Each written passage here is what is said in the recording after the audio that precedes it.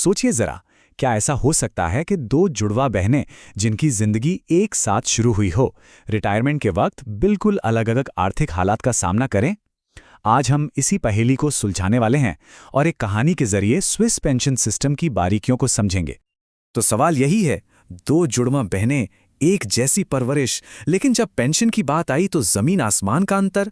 आखिर ऐसा हुआ क्यों? चलिए इस रहस्य से पर्दा उठाते हैं।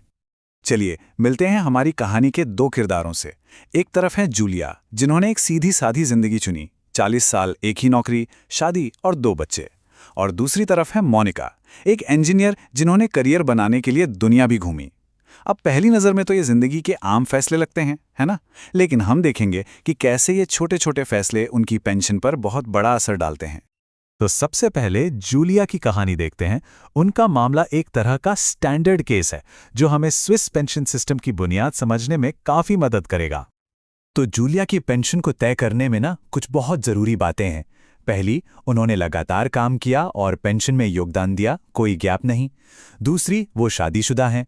तीसरी, उनके 2 बच्चे हैं। और चौथी, वो एक खास पीढ़ी का हिस्सा हैं, जिसे ट्रांजिशनल जेनरेशन या संक्रमणकालीन पीढ़ी कहते हैं।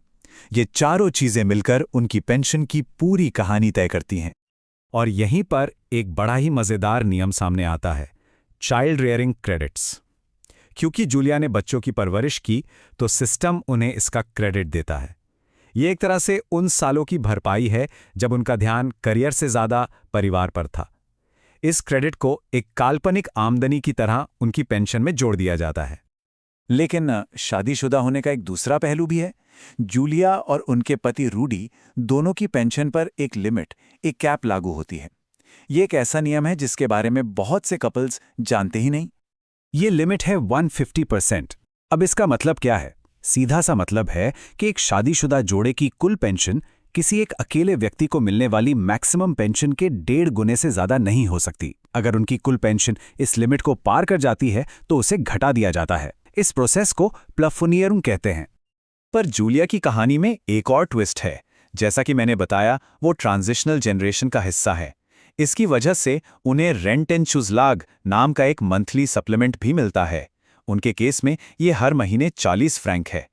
और सबसे खास बात यह है कि ये जो 40 फ्रैंक का सप्लीमेंट है ना, इस पर 150% वाली लिमिट लागू नहीं होती। तो पहले उनकी पेंशन को उस लिमिट तक लाया जाता है और फिर ये सप्लीमेंट ऊपर से जोड़ा जाता है। ये एक छोटी सी डिटेल है, लेकिन उनकी कुल आमदनी पर इसका अच्छा खासा असर पड़ता है। चलिए अब कहानी का दूसरा पहलू देखते हैं। मोनिका की तरफ चलते हैं। उनकी कहानी हमें एक बिल्कुल अलग रास्ते पर ले जाती है और एक ऐसी प्रॉब्लम से मिलवाती है जो बहुत से लोगों की जिंदगी पर असर डालती है, पेंशन योगदान में गैप। ये टाइमलाइन मोनिका की कहानी साफ बताती है। करियर की शुरुआत में उन्होंने 3 साल विदेश में काम किया। शायद उस वक्त उन्होंने इसके बारे में ज़्यादा नहीं सोचा होगा, लेकिन उन 3 सालों में उन्होंने स्विस पेंशन सिस्टम में कोई योगदान नहीं दिया और बस यहीं से उनकी सारी मुश्किल शुरू हुई। इसका नतीजा बिल्कुल सीधा और साफ। योगदान में गैप का मतलब है कम पेंशन। हर एक छूटा हुआ साल आपकी रिटायरमेंट की आमदनी से कुछ हिस्सा कम कर देता है। और यही वो मोड़ था जहां से दोनों बहनों की आर्थिक किस्मत हमेशा के लिए अलग हो गई।